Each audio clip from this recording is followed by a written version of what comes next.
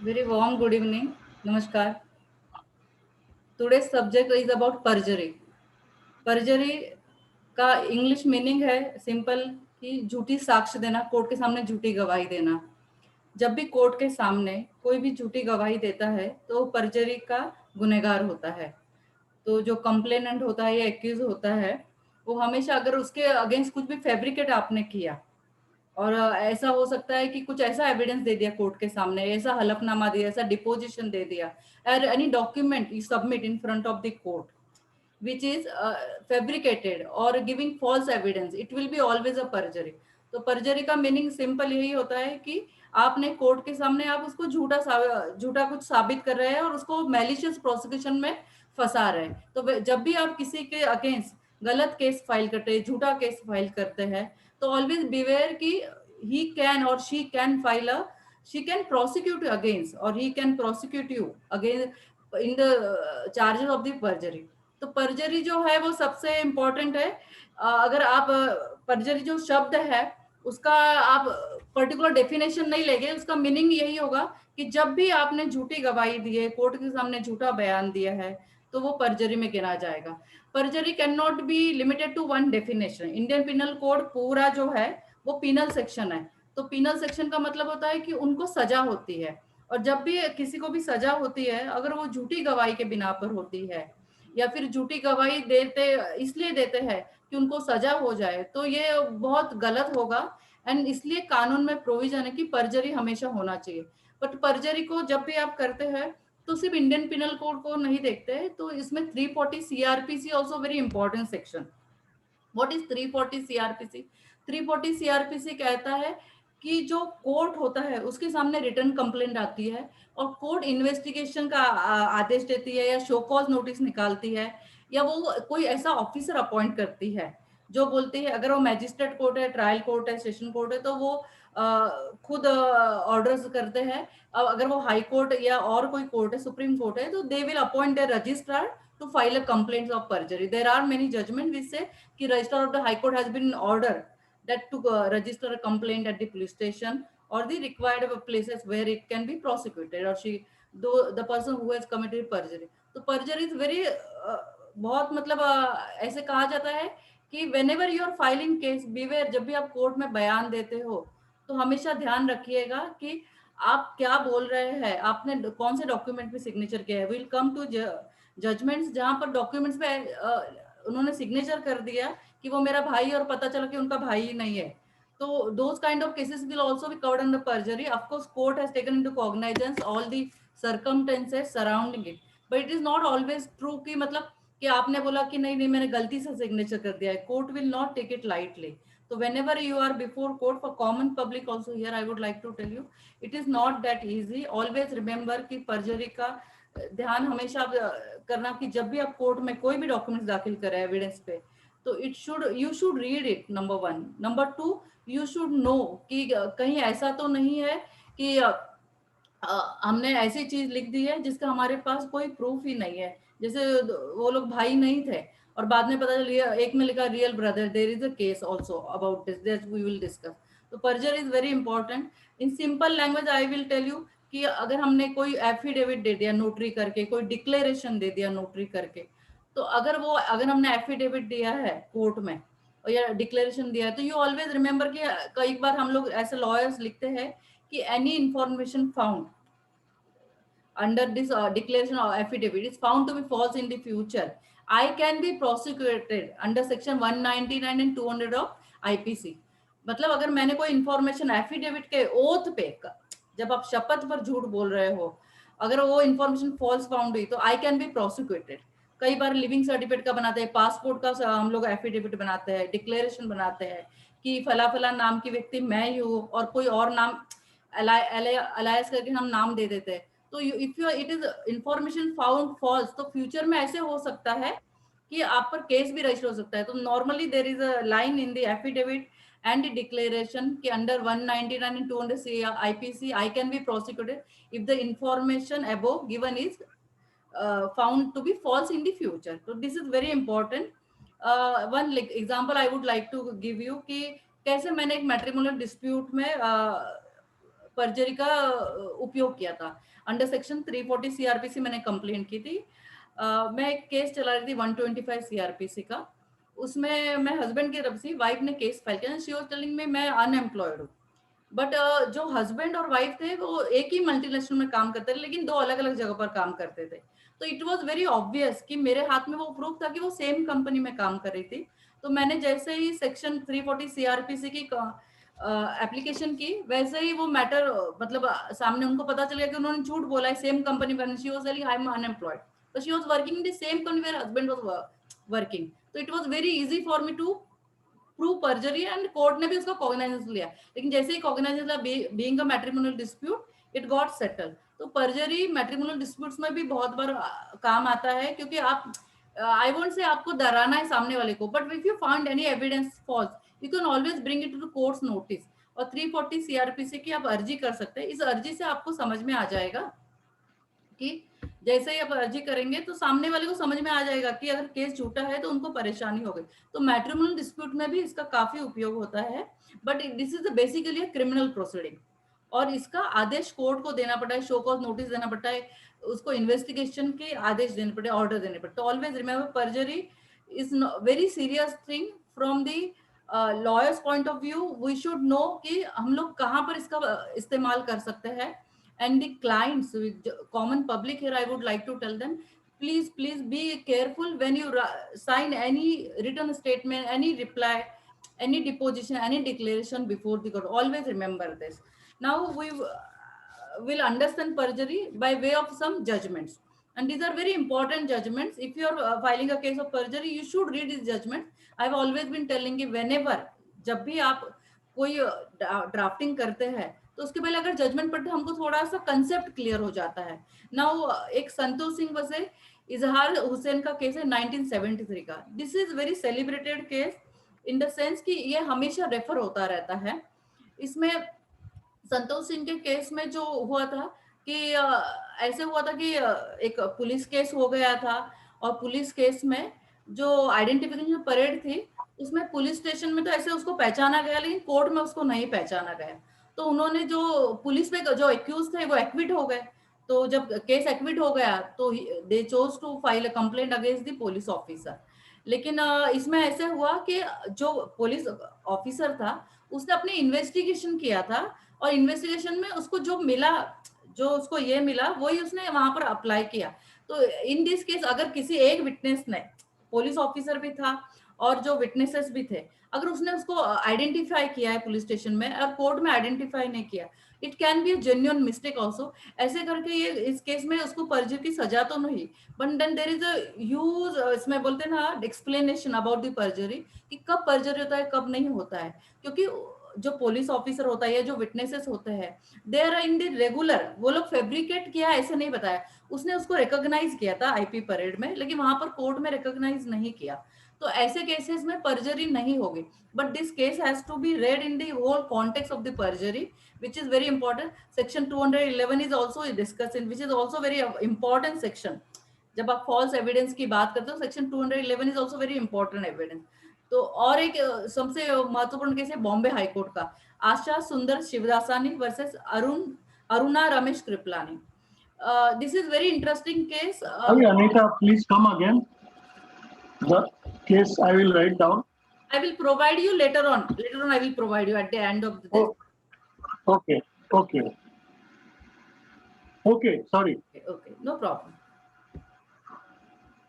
तो जो आशा सुंदर शिवदासानी का केस है, इसमें जो विल थी, वो जिसने लेडी ने विल बनाई थी उनका कोई नियर रिलेटिव नहीं था, और वो विल को आशा सुंदर शिवदासानी और जो अरुणा रमेश कृपलानी है, अरुणा रमेश, उन्होंने उसका प्रोबेट निकाला, और आशा सुंदर शिवदासानी को उन्होंने एक ये बताया था कि वो उनकी एक लीगल एयर है, लेकिन सारे मतलब वो क्लेम कर रही थी प्रॉपर्टी का।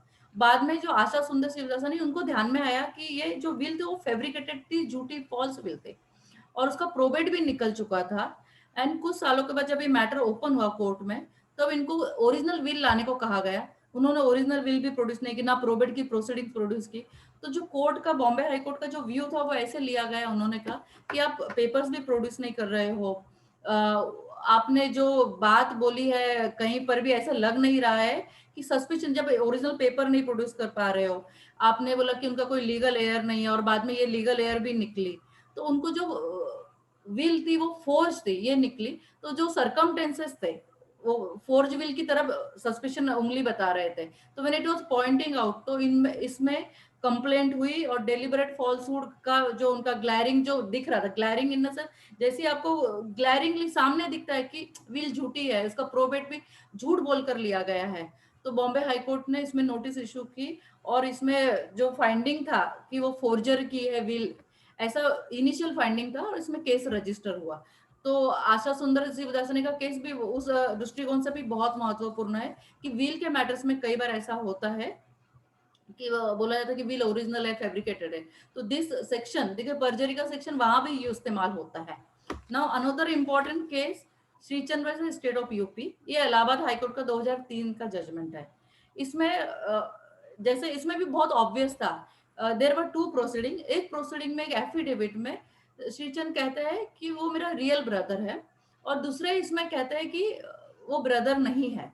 तो इट इज सो ऑब्वियस, जब सामने सामने आपको पता चल रहा है कि एक कह रहा है कि मतलब ब्रदर है और दूसरे केस में आप कह रहे हो कि वो ब्रदर नहीं है, तो आपने झूठा बयान दिया कोर्ट में।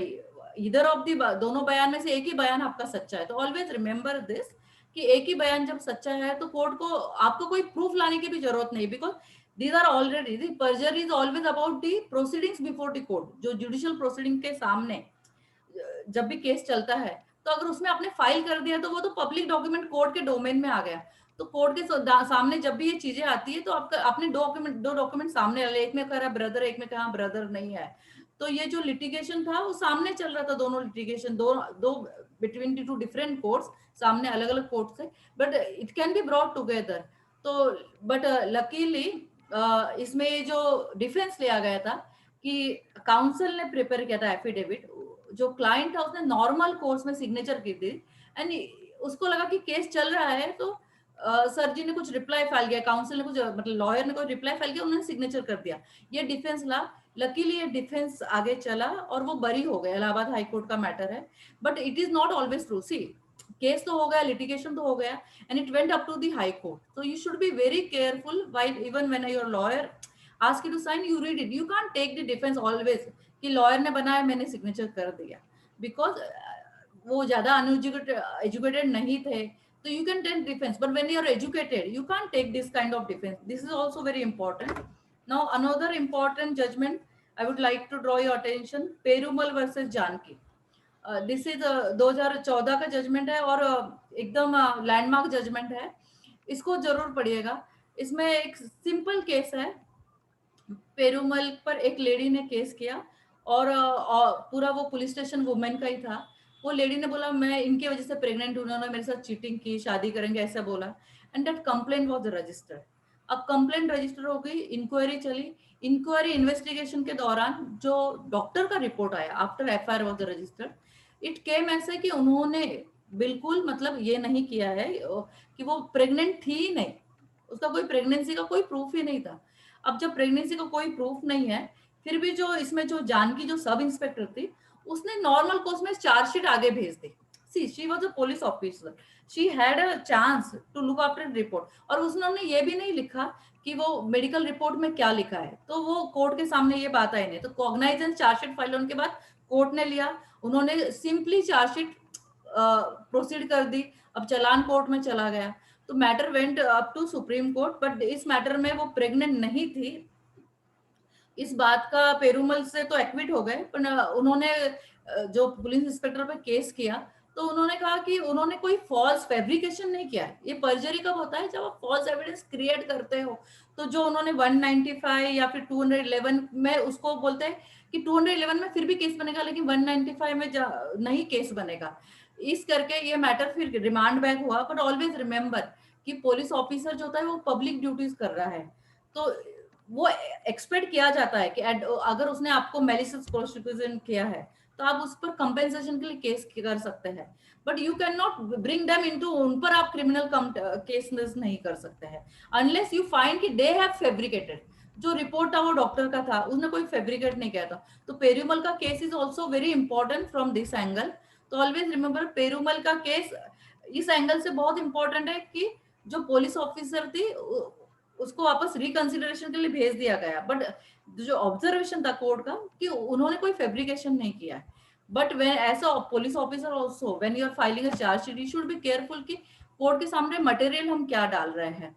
तो always it is not for client police and lawyers also whatever we file with our, जब भी इसलिए रिटर्न स्टेटमेंट वेरिफिकेशन क्यों करते हैं हम क्लाइंट्स का कि what ever return above is in the my knowledge and I have read it, और अगर वो vernacular medium से client है and we are filing in English, तो we should always write it is explained in the language of the accused complainant who understand this language। इसलिए कभी भी आप देखें जब भी चार्ज भी फ्रेम होता था कि उसको एक्यूज को उसकी भाषा में समझाया है, क्योंकि वो लोग बाद में डिफेंस ले लेते हैं कि मुझे तो पता ही नहीं, मैंने तो ऐसे ही सिग्नेचर कर दिया। तो these are all very rare cases, but forgery जो परजरी है वो बहुत इंपॉर्टेंट है। नॉर्मली इसको फोर्जरी से भी ज्वाइन किया जाता है, पर परजरी और फोर्जरी में एक बेसिक डिफरेंस है। परजरी होता है जुडिशियल प्रोसीडिंग में हम फैब्रिकेट करके एविडेंस देते हैं, लेकिन फोर्जरी जो होता है वो ऑलरेडी कोर्ट के बाहर होता है। ऑलरेडी या तो रिजल्ट फैब्रिकेट कर दिया है, कोई पासपोर्ट फैब्रिकेट कर दिया है, दैट इज फोर्जरी। कोई भी डॉक्यूमेंट हमने फोर्जरी कर दिया है, किसी का डेथ सर्टिफिकेट फोर्ज कर दिया है। बट जब परजरी होता है वो कोर्ट में जो आपने जुडिशियल प्रोसीडिंग में सामने दिया है, जो भी आपने मैटर सामने दिया, जो भी डॉक्यूमेंट सामने दिया है, उस पर परजरी का डेफिनेशन आधारित है, उस पर परजरी का जो गुनाह है या उस पर जो ऑर्डर होगा इन्वेस्टिगेशन का उस पे होगा। तो perjury is different than the forgery, don't mix it. Judicial exam में कई बार पूछा जाता है कि परजरी और फोर्जरी में फर्क क्या है। तो परजरी बिफोर दी मोस्टली, फोर्जरी ये बहुत ही बड़ा टर्म है, परजरी है उसके हिसाब से कंपैरेटिवली छोटा टर्म है, जो जुडिशियल प्रोसीडिंग में जो चीजें होती है उसके बारे में होता है कि जुडिशियल प्रोसीडिंग में आपने कोई भी झूठा हलफनामा, डिपोजिशन, आपने एविडेंस, कोई डॉक्यूमेंट दे दिया जो झूठा है, झूठा साक्ष्य यानी ओथ पे। जब भी आप whenever you go to court normally we give everything on oath.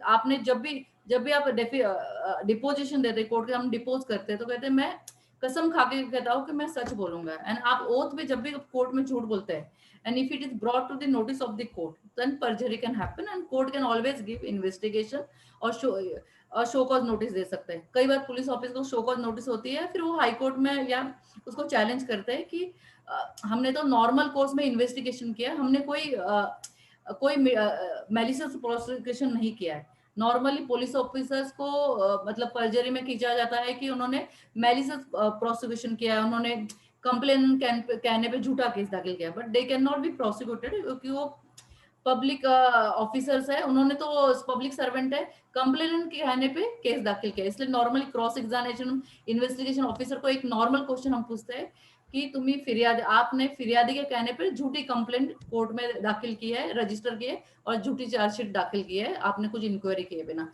This is normal question we ask when we take trial. तो this was all about today's perjury. Any question? I open. Yes, I